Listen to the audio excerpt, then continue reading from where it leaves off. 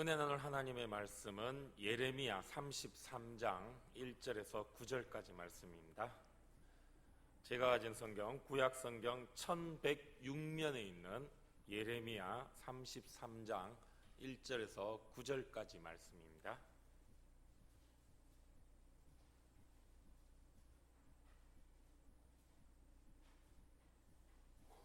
예레미야 33장 1절에서 9절까지 말씀 함께 교독할 때 제가 먼저 1절 말씀을 봉독해 드리겠습니다.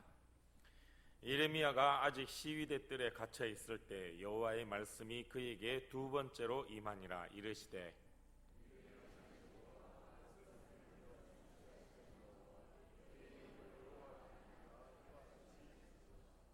너는 내게 부르짖으라. 내가 네게 응답하겠고 네가 알지 못하는 크고 은밀한 일을 내게 보이리라.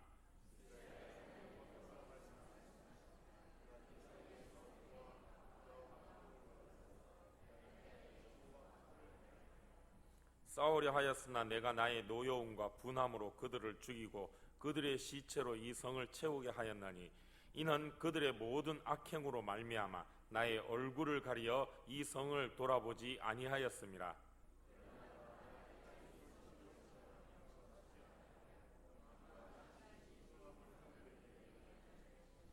내가 유다의 포로와 이스라엘의 포로를 돌아오게 하여 그들을 처음과 같이 세울 것이며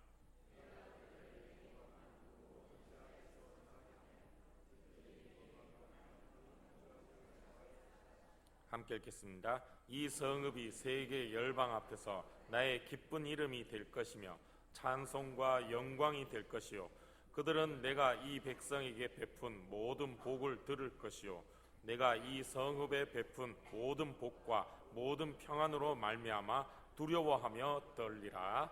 아멘. 사명, 비전, 이것은 우리 그리스도인들의 삶의 동력이 되는 것이라 생각되어집니다. 내가 왜 사는가? 당신은 무엇 때문에 삽니까? 라는 질문을 우리가 받으면 대부분 어쩌면 교회를 다니고 믿음을 갖고 있다 하시는 분들은 주의 사명을 위해 살아갑니다. 또 주의 비전을 위해서 살아갑니다. 라고 대답할 것입니다.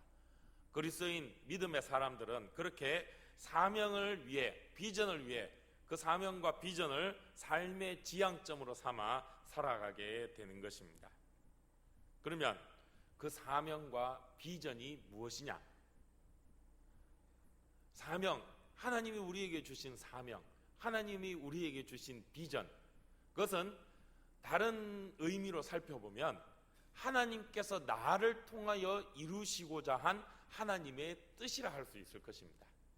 내 삶 가운데서 하나님이 이루시는 하나님의 뜻, 그것이 바로 사명, 비전이라 할 수 있다는 거죠. 즉 하나님이 나를 통하여 하나님이 원하시고 바라시는 것을 이루어 가시는 그것이 바로 내 삶의 원동력, 동력이 되고 그래서 내 삶은 그런 하나님의 사명과 비전을 이루어가며 산다라고 우리는 믿고 또 그렇게 고백하고 있는 것입니다. 그런데 여기서 중요한 것은 그 하나님의 뜻이 어떠한 것인가? 진정으로 하나님이 내 삶 가운데에서 이루시고자 하는 그 뜻, 그리고 그래서 하나님이 나에게 주신 이 사명, 이 비전이 어떠한 것인가? 우리는 거기에 대해서 진지하게 고민을 해봐야 한다는 것이죠. 과연 나는 어떤 하나님의 사명과 비전을 위해 살아가고 있는가? 진지하게 고민을 해야 된다는 거예요. 나에게 주신 하나님의 사명과 비전이 무엇인가? 우리는 쉽게 착각할 때가 있습니다. 내가 이루고자 하는 것, 내가 바라고 원하는 것, 즉 나의 뜻, 그것을 하나님의 사명, 하나님의 비전이라는 것으로 포장해 버릴 때가 많다는 것이죠.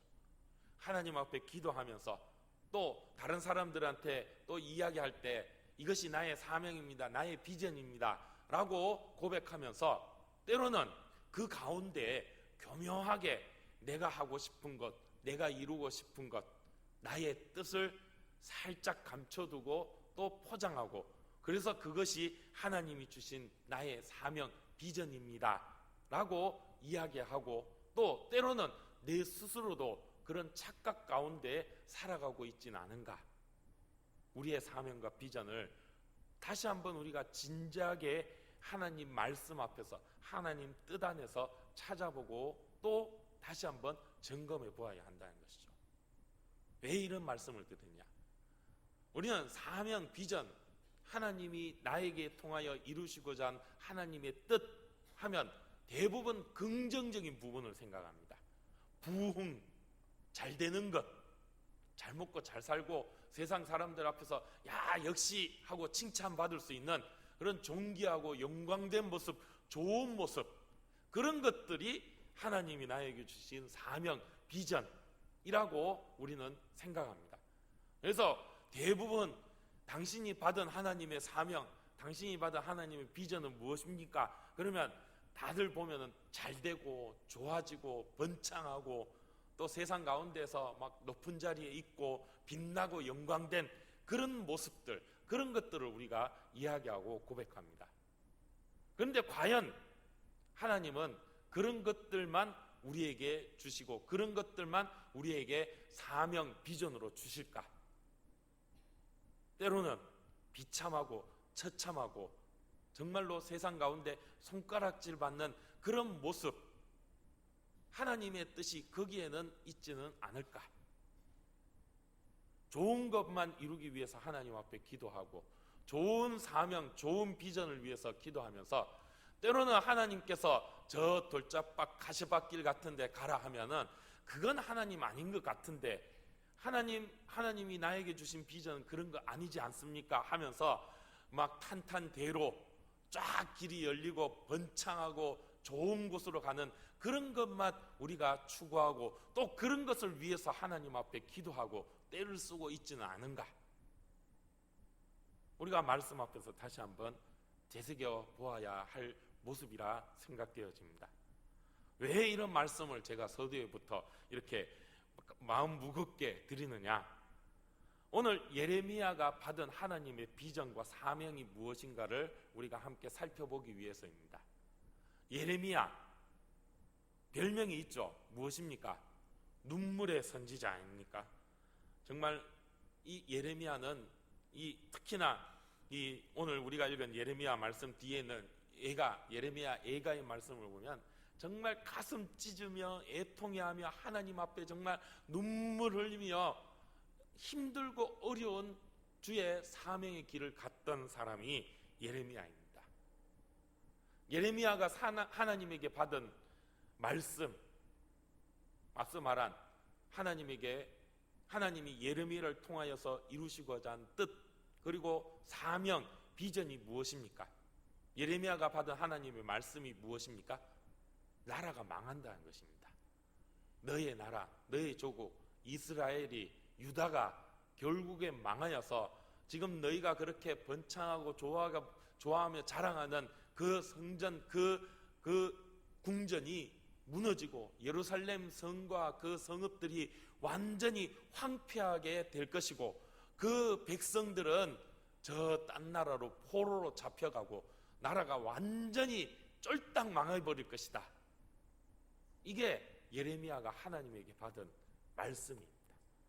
사명이고 비전입니다. 예레미야는 지금 그 말씀을 이스라엘 백성들에게 가서 전해야 됩니다. 그리고 또 전했습니다. 그랬더니 어떻게 됐습니까?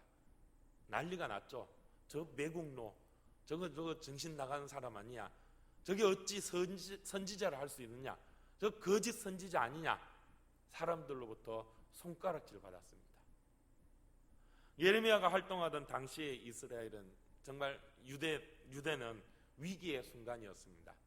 세계 열강들이, 주변의 여러 강대국들이 어떻게 하면 이 이스라엘 땅, 유다 땅을 뺏어 먹을까 으르렁거리면서 서로 못 잡아먹어 안달이 났던 그런 시대가 지금 예레미야가 활동하는 시대입니다.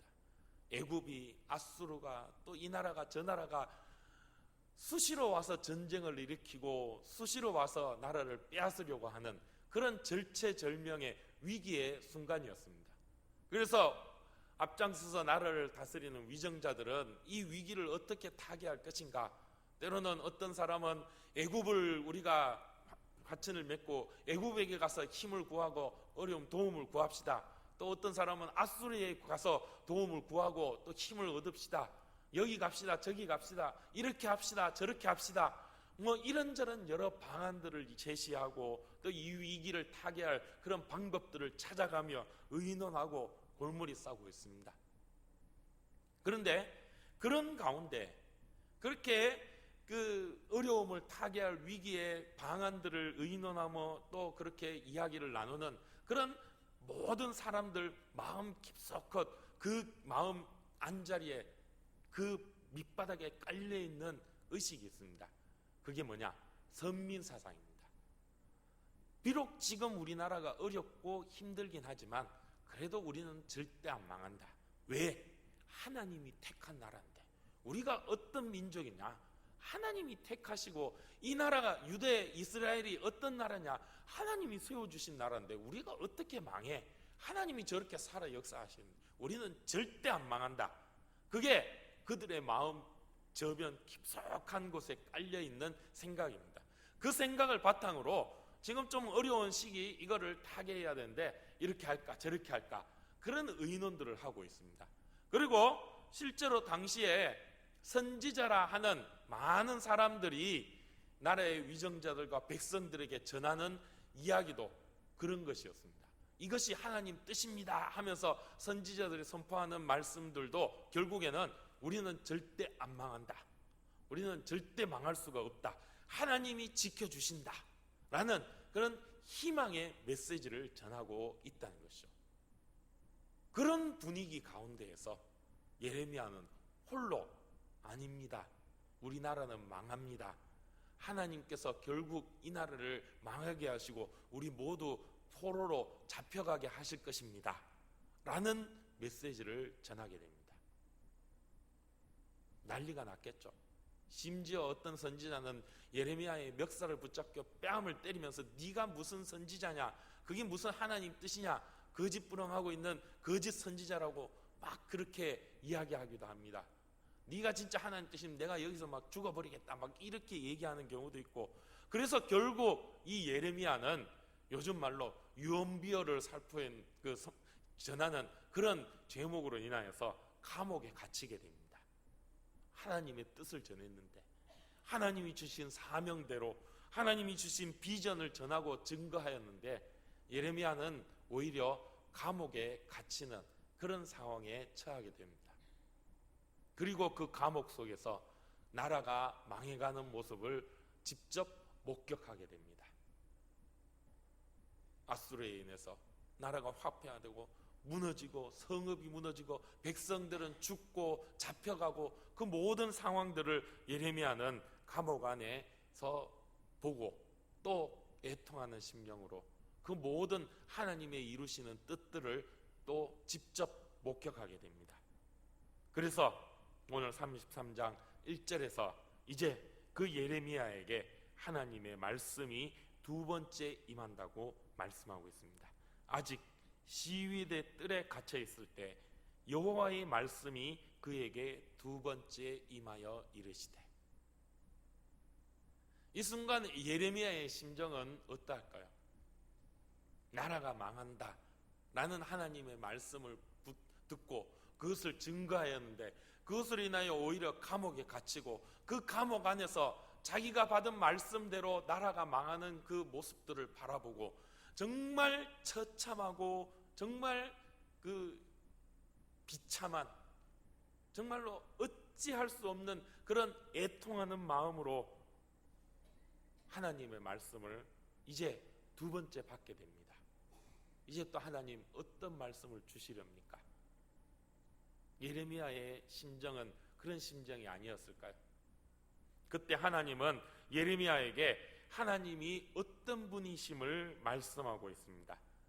하나님이 꼭 누군가에 찾아가고 또 누군가에게 하나님의 말씀을 전하실 때 하나님은 하나님의 이름을 가르쳐 주십니다.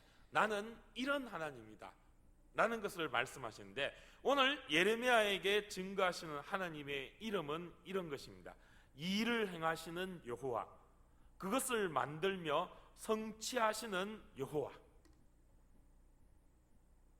반드시 하나님이 주신 말씀은 이루시는 하나님이시다. 예레미야에게 오신 하나님은 그런 말씀입니다. 무서운 말씀이죠.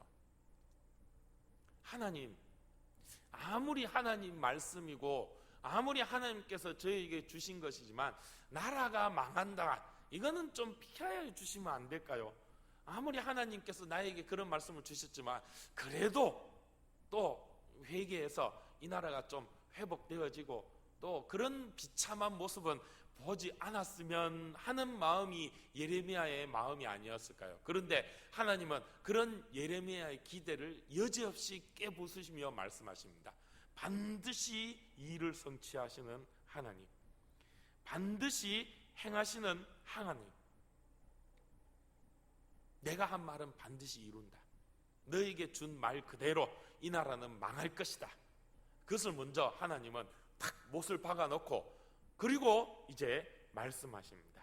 뭐라고 말씀하십니까? 너는 내게 부르짖으라. 내가 네게 응답하겠고 네가 알지 못하는 크고 은밀한 일을 내게 보이리라. 우리가 잘 알고 있는 말씀이죠. 우리가 암송하는 그런 성경 구절, 많이 암송하는 성경 구절 가운데 하나일 것입니다. 너는 내게 부르짖으라. 하나님은 그렇게 예레미야에게 말씀하십니다. 이 부르짖는다는 게 무엇입니까? 부르짖는다, 큰 소리로 외친다. 우리는 흔히 그렇게, 그래서 우리는 크게 기도합니다. 주야 하면서 우리가 그렇게 크게 기도하고 주여 삼창 우리 기도할 때마다 하죠. 이건 우리나라만의, 우리 대한민국만의 독특한 기도의 문화입니다. 세계 어디를 가도 이렇게 주여 부르짖으며 기도하는 데가 없습니다. 그래가지고 심지어 우리에게 복음을 증거하던 미국이나 영국 같은 데에서는 요즘 새삼 우리나라의 그런 기도하는 모습을 보고 야, 역시 저 기도하니까 좋은 것 같다, 우리도 따라하자 해갖고 요즘 뭐 외국에서 유럽 쪽에서도 뭐 주여 하면서 기도하는 교회들도 있다고 하는 뭐 얘기를 저는 뭐 직접 보지는 못했지만 그런 얘기도 있는 것 같은데, 그런 기도, 그게 부르짖는 기도.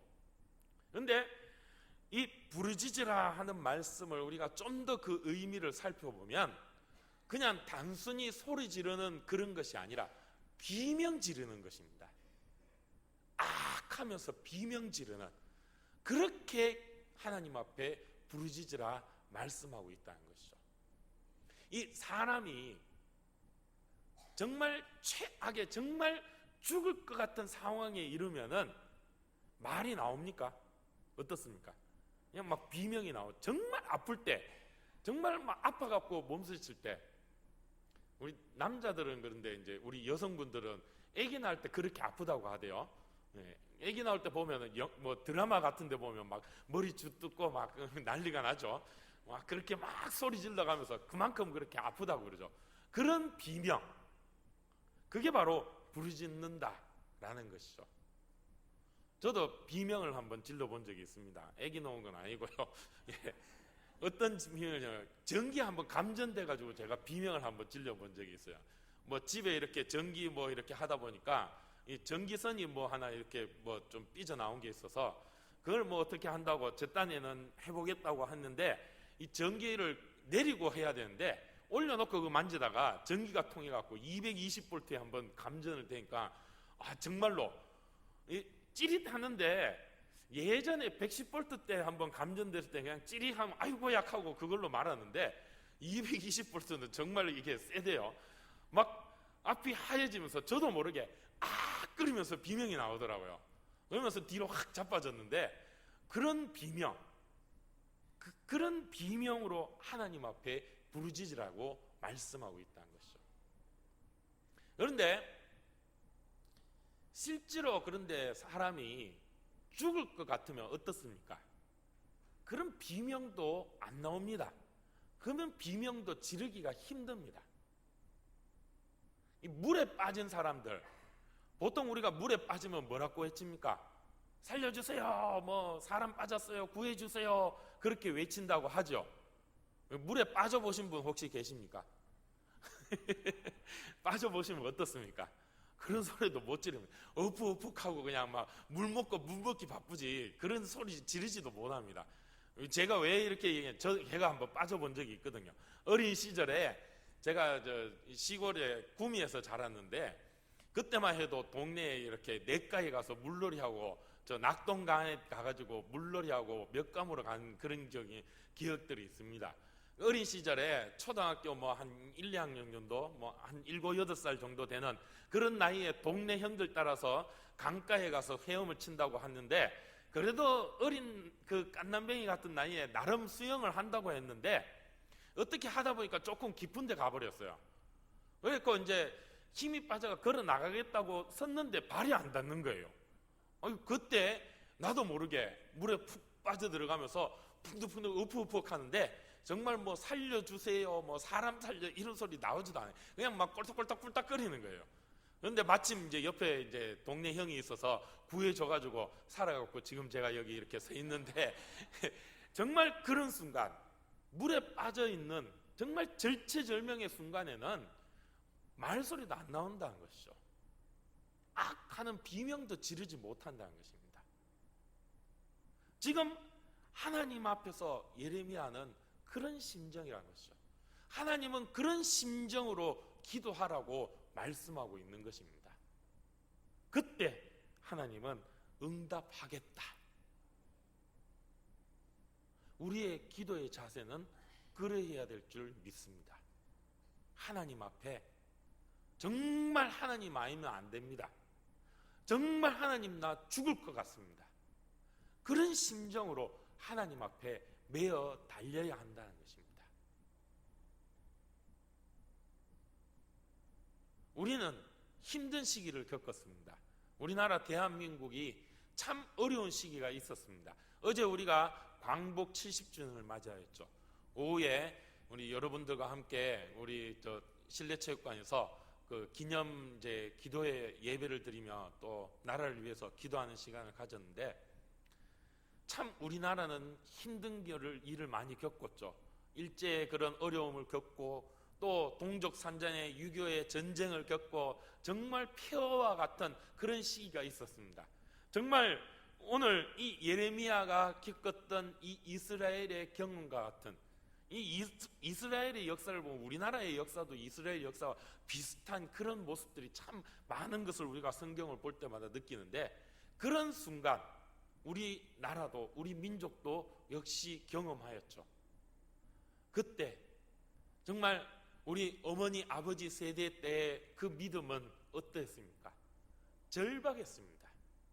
먹고 사는 문제를 가지고 하나님 앞에 생명 걸고 기도하였던 것이죠. 그런 기도로 인하여서 오늘날 우리는 이마만큼 평안하고 또 참 많은 것을 누리며 살아가게 되었습니다. 그렇게 되니까 이제 배에 기름이 좀 끼니까 그런 절박한 기도가 나오지가 않는 것입니다. 그저 앉아도 주님 하면서 그냥 졸다가 깨다가 아이고 주여 알아서 해주이소, 뭐 이제는 뭐 주님 해줘도 그만이고 안 해줘도 그만이고 이제 좀 먹고 살만하니까 뭐 그렇게 절박하지도 않고 그저 뭐 주일날 예배 드리러 와도 딴 생각하고 있고 뭐 새벽에 기도하러 와도 뭐 예전만큼 그렇게 절박한 기도가 나오지 않는 그런 모습이 오늘 우리의 신앙의 모습이 아닌가 하는 생각을 저는 좀 해봅니다. 예전에 그런 절박한 우리 어머니 아버지 세대의 그 기도를 우리는 회복해야 될 줄 믿습니다. 그 기도로 인하여 잘 살게 되었는데, 우리는 그걸 참 하나님 앞에 복으로 은혜로 생각했는데, 다른 한편으로 생각해 보니까 어찌 보면 그렇게 잘 먹고 잘 산 게 우리에게 복이 아닌 것 같다는 생각을 요즘 한 번씩 해보기도 합니다. 너무 편하고 너무 잘 살게 되니까 기도가 절박하지가 못한 것이에요. 하나님 앞에 정말 죽을 듯 산똥 메어 달리는 그런 기도가 나오지가 않는 거예요. 주여 하면서 정말 비명 질러가며 하나님 앞에 기도하는 그런 모습이 우리에게서 어느 틈엔가 사라지고 있진 않은가. 그런 신앙의 모습, 그런 기도의 모습이 우리 가운데 있어야 할 줄 믿습니다. 하나님께서는 예레미야에게 그렇게 말씀합니다. 너는 내게 부르짖으라. 그때 내가 응답하겠다. 바로 그때 너에게 네가 알지 못하는 크고 은밀한 일을 가르쳐 주겠다. 그 순간 내가 너에게 새로운 비전, 새로운 사명을 보여주겠다. 하나님은 예레미야에게 그렇게 말씀하고 있습니다. 오늘 하나님 앞에 우리가 기도할 때 그런 절박함과 절실함으로 기도하기를 원합니다. 시편 기자는 그런 기도의 모습을 이렇게 또 표현하기도 합니다. 사슴이 시냇물을 찾아 가듯이 그런 마음으로 기도하라 라고 시편 기자는 우리에게 말씀합니다. 이 구절을 우리는 참 서정적으로 생각합니다. 사슴이, 꽃사슴이 이렇게 막 이 수풀을 뛰놀다가 목이 말라서 시냇가를 펄짝펄짝 뛰어가면서 그렇게 목을 축이고 그런 것처럼. 그런데 유대의 사슴은 그렇게 서정적으로 시냇물을 찾는 그런 모습이 아니란 것입니다. 이 사슴이 시냇물을 찾아 나가는 갈급함은 생명을 건 갈급함입니다. 짝짓기 시절이 되면 이 사슴이 이 신진대사가 활발해집니다. 그러면서 이 에너지 소비량이 많고 또 몸에 열이 나면서 이 갈급함, 갈증이 심하게 나타난다고 합니다. 정말로 막 목이 타들어가는 것처럼 목말라 죽을 것 같은 그런 갈증을 사슴이 느끼게 된다는 것이죠. 그래서 물을 찾아 나서는데 마침 그때가 건기, 비가 오지 않는 시기가 되었다는 것이죠. 아무리 찾아다녀도 물이 없어요. 물이 귀해요. 그래서 정말 목이 타들어가서 죽을 것 같은 그런 심정, 그게 바로 사슴이 시냇물을 찾아 나가는 갈급함이란 것입니다. 심지어 유대 지역에는 그런 갈급함으로 목말라 죽는 그런 사슴의 모습들을 아주 심심치 않게 볼 수가 있다는 것입니다. 그런 절박함으로 하나님 앞에 나아가야 됩니다. 그때 하나님께서 우리에게 응답해 주신다라고 말씀합니다. 우리는 풍요의 시대를 살고 있습니다. 사실 부족한 것이 참 없는 시대를 살고 있습니다. 저희 세대들, 저와 동년배, 저희 또래에서부터 보면은 참 편하게 사는 시대입니다. 그래서 배고픔도 모르고 부족한 것도 없이 그렇게 자라났어. 그러다 보니까 이런 간절함이 점점 더 없어지는 것 같다는 그런 생각을 합니다. 저도 그렇게 생각을 하는데 저희 다음 세대, 저희 자식 세대들을 보면 참 심히 걱정스럽다 하는 생각을 갖기도 합니다. 그는 제가 우리 자녀들을 보면 그런데 또 저를 바라보는 우리 어른 세대들은 또 어떻겠습니까? 아이고 저리 갖고 되겠나? 이런 마음이 드시기도 하겠죠. 참 걱정스러운 시대를 우리는 살고 있습니다.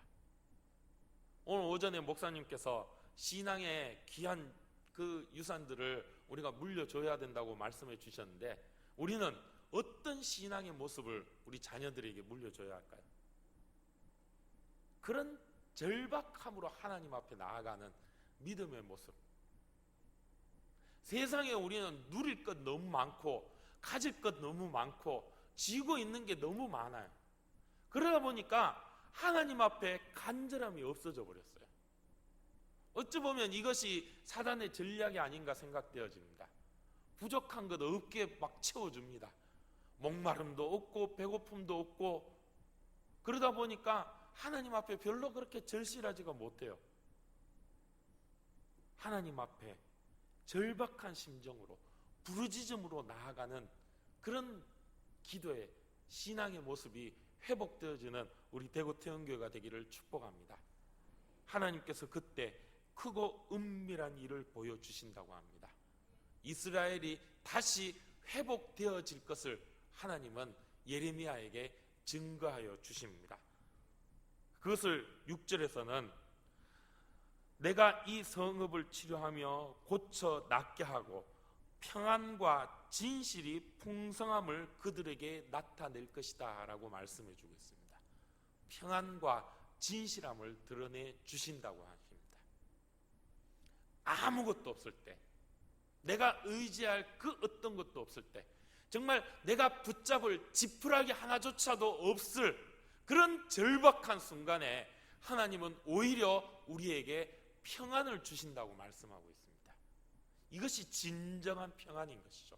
세상 그 어느 것도 줄 수 없는 하나님만이 허락하신 참된 평안인 줄 믿습니다. 그 평안을 누리는 우리 모든 성도들이 되기를 축복합니다. 그것이 진실함이죠. 하나님이 우리에게 주신 참된 진실, 진리인 것입니다. 오늘 풍요의 시대를 살고 있는 우리들, 하나님 앞에 부르짖으며 나아가기를 축복합니다. 절박함으로 비명을 지르듯이 하나님 아니면 안 됩니다. 하나님만 붙잡고 오직 하나님밖에 없음을 고백하며 하나님 아니면 죽음밖에 없습니다. 그런 믿음으로, 그런 절실함으로, 그런 갈급함으로 하나님 앞에 나아가 기도하며 하나님이 주시는 크고 놀라운 비밀스러운 일들을 깨달아 세상 가운데 증거하고 세상에 휩쓸려 세상 것에 취해 무엇이 진정한 생명의 길이고 삶의 길임을 알지 못하는 그들에게 진정한 생명의 길, 참된 평안, 진리, 진실을 증거할 수 있는 저와 여러분, 우리 대구 태연의 모든 성도들이 되시기를 주님의 이름으로 축복합니다. 기도하겠습니다. 하나님 아버지, 풍요의 시대를 살고 있는 저희들, 그것이 복이라 생각되어지고 또 복이라 생각하였지만 한편으로는 또 그것이 우리에게 독이 되어짐을 발견하게 됩니다. 너무도 평안하고 너무도 또 부족함이 없기에 하나님 앞에 갈급하지 못한 우리의 모습을 발견하게 됩니다. 주여, 우리의 심령에 갈급함을 허락하여 주시옵소서. 더욱더 가난한 심령으로, 더욱더 간절한 마음으로 하나님 앞에 부르짖으며 기도할 수 있게 하여 주시옵소서. 하나님밖에 없습니다. 하나님뿐입니다. 주님 아니면 죽을 수밖에 없습니다 하는 심정으로 주님 앞에 기도하며 주께서 보여주시는 크고 비밀한 놀라운 일들을 발견할 수 있는 우리 대구 태연의 모든 성도들 되게 하여 주시옵소서. 함께하여 주실 줄 믿사오며 우리 주 예수님의